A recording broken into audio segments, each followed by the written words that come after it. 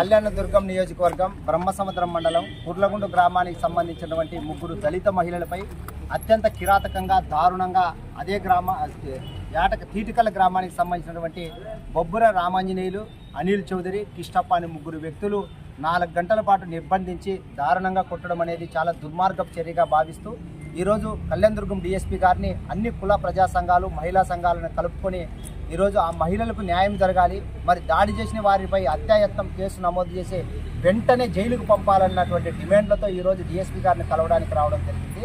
మరి డీఎస్పీ గారు అందుబాటులో లేకపోవడంతో సిఐ గారితో మాట్లాడిన దాని ప్రకారం ఏమంటే, నిజంగానే మహిళలపై జరిగినటువంటి దాడిని మీరు నిర్లక్ష్యం చేస్తున్నారు, మరి కేసు కట్టి వదిలేస్తున్నారు. ఆ కేసులో కూడా తూతూ మంత్రంగా నామమాత్ర శిక్షణలు నమోదు చేసి చేతులు దులుపుకున్నటువంటి మీరు ఇది భావ్యం కాదని చెప్పేసి పోలీసులను కూడా కొంత స్థాయిలో ప్రశ్నించడం జరిగింది. మరి ఇప్పటికైనా పోలీసులు, రాజకీయ నాయకులు కలగలిసి ఈ దళిత మహిళలపై జరిగినటువంటి దాడిని తీవ్ర స్థాయిలో ఖండించి ఆ మహిళలకు న్యాయం చేయడానికి పోలీసులు సహకరించాలి.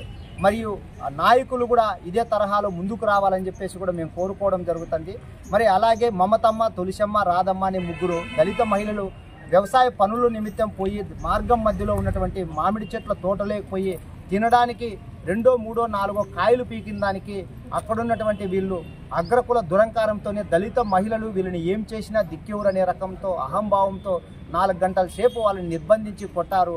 మరి అదే కొట్టి వదిలేసినారంటే కానే కాదు, పక్క తోట సంబంధించిన పిల్లోడు ఏం జరిగిందని చెప్పేసి లోపలికి పోయి చూసేపాటికి వీళ్ళు చెట్ల మధ్య నిర్జీవంగా పడి ఉండడం, వీళ్ళు అరుస్తూ అర్తనాదానాలతో మమ్మల్ని కాపాడండి, మమ్మల్ని వదిలేయండి అనే రకంలో వేడుకున్నటువంటి సందర్భాన్ని కూడా ఆ పక్క తోట అతను చూశాడు.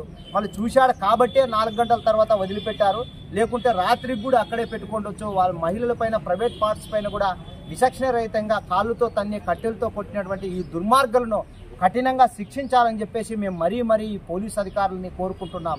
మరి ఇదే కాదు, రాష్ట్ర వ్యాప్తంగా దళితులపై జరుగుతున్నటువంటి దాడులు, దౌర్జన్యాలు, అత్యాచార సంఘటనలు అనేకంగా పెరిగిపోతున్నప్పటికీ ఈ కూటమి ప్రభుత్వం నాయకులు ఏమాత్రం చర్యలు తీసుకోకపోగా పైగా నిందితుల్ని వెనకేసుకొచ్చే విధంగా తయారవుతున్నారే తప్ప ఎక్కడా న్యాయం చేసిన సందర్భాలు మచ్చకైనా కనిపించలేదు. అదే తరహాలోనే తిరుపతిలో జేమ్స్ అనే మాల సామాజిక వర్గాన్ని